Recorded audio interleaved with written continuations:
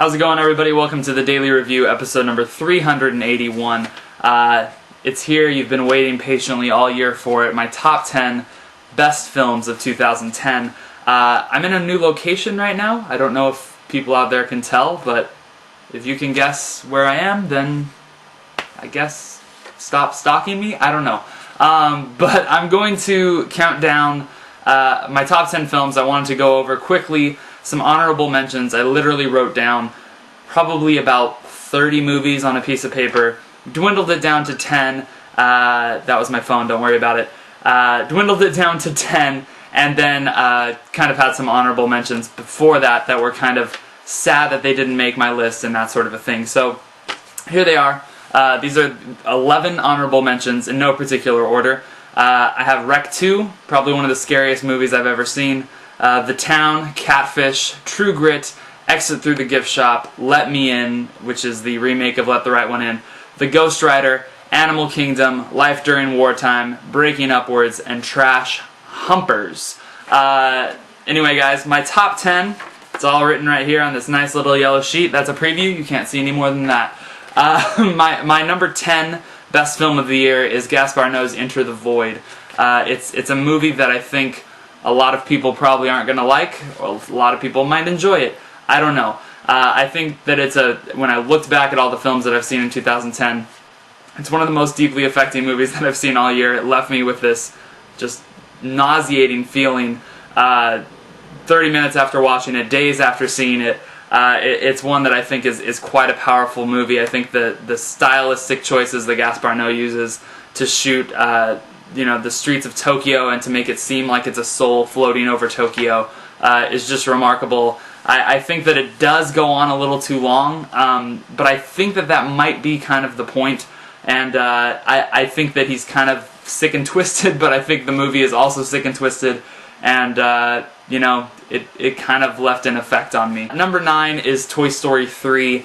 Toy Story 3, I mean, Pixar probably is going to make my list every single year they put out a movie.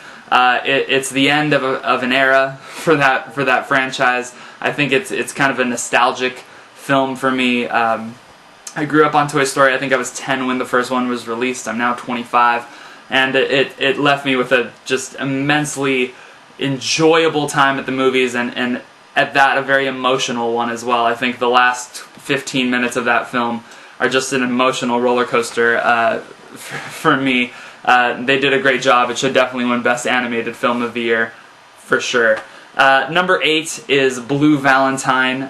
This is the Ryan Gosling, Michelle Williams talked about movie that was going to get rated NC-17, but it got cut down to R. They didn't have to cut anything, though, which is awesome. I think Blue Valentine, I had 500 Days of Summer on my list last year, and I might bump that down quite a few notches lower than it is right now, but I think Blue Valentine plays like a much more realistic, raw version of 500 Days of Summer. I think Ryan Gosling and Michelle Williams give two of the best performances of the year.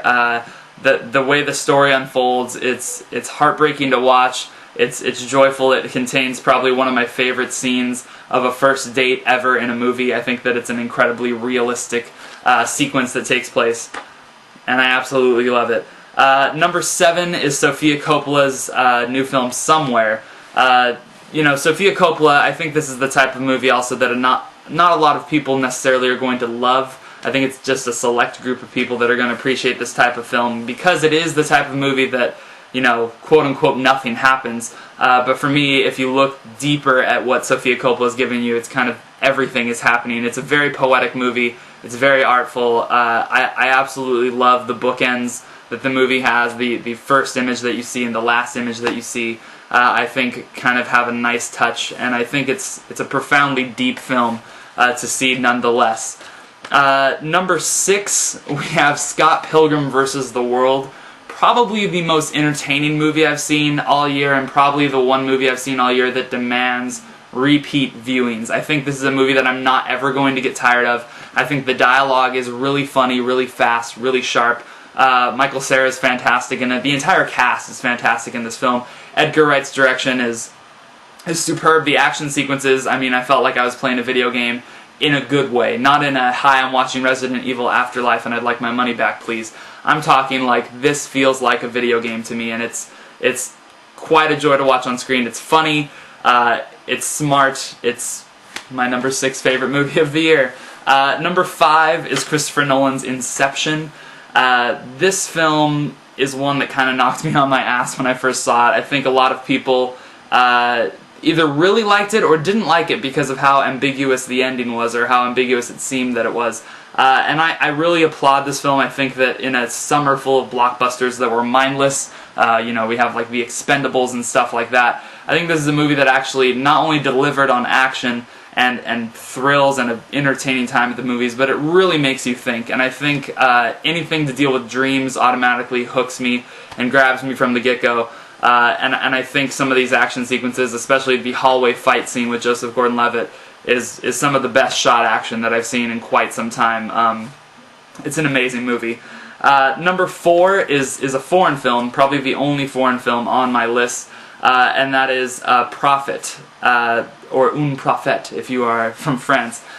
This is a film, I believe it was nominated last year for the Oscar. It didn't come out in LA, I guess, until about March or February of this year.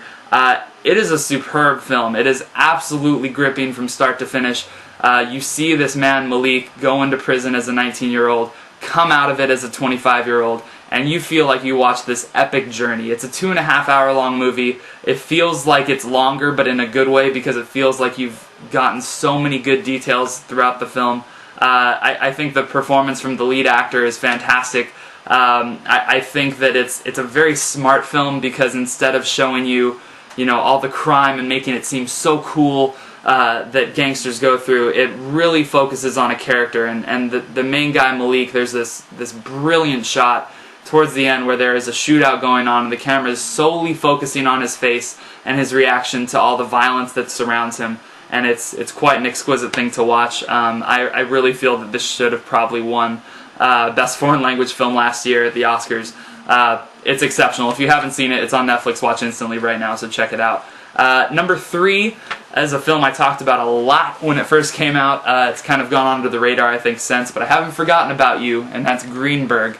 I think Greenberg is probably my favorite script of the year, with the exception of The Social Network, maybe my best original screenplay.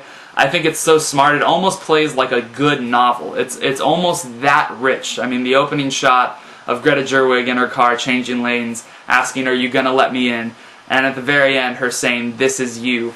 It's so profound on so many levels, and to be honest, all the people that say, Greenberg's such an unlikable guy, this movie's filled with unlikable people, I don't care. I think that the story is so good, I think that the characters are so well developed that it doesn't matter, and in a weird way, Greenberg is slightly likable. I think that you might be lying to yourself by the end if you don't have some kind of a fondness or deep affection for him.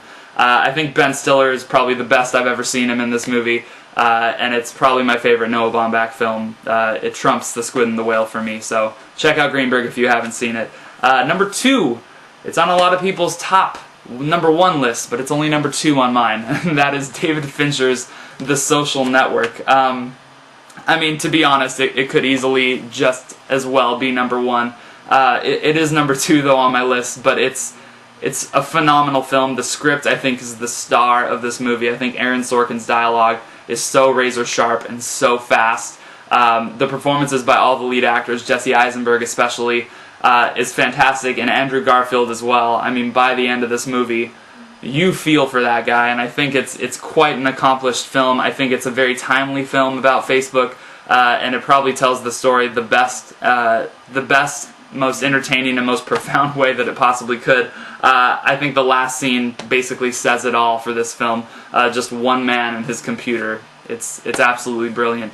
Number 1, you guessed it, Darren Aronofsky's Black Swan. Black Swan is more than a movie to me. It's an experience.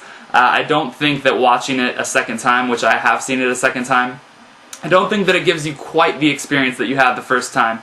But for me, I judge a movie not necessarily by rewatchability, but how I felt the first time I saw it. And when I first walked out of Black Swan, my heart was beating through my chest for a solid 30 minutes after. I was in awe of what I just saw. I think the film is near perfect. I mean, everything about it. Natalie Portman's performance is amazing. If she doesn't win, something is seriously wrong. The final 20-30 minutes of this film are some of the most intense movie watching that I have ever experienced in my life. I think the final line is perfect, pardon the pun. It's exceptional. I think a lot of people might hear about this movie, hear that it's about ballet, immediately dismiss it. Trust me, ballet is just what's going to move the story along. It's not necessarily about ballet as much as it is about this one woman's descent into madness. It's totally an Aaron film, and I absolutely love it. Guys, that's my top 10 of the year. I don't know what more you want from me. Post your comments below of your top 10 movies that you think I forgot to mention, and I will catch you guys next time.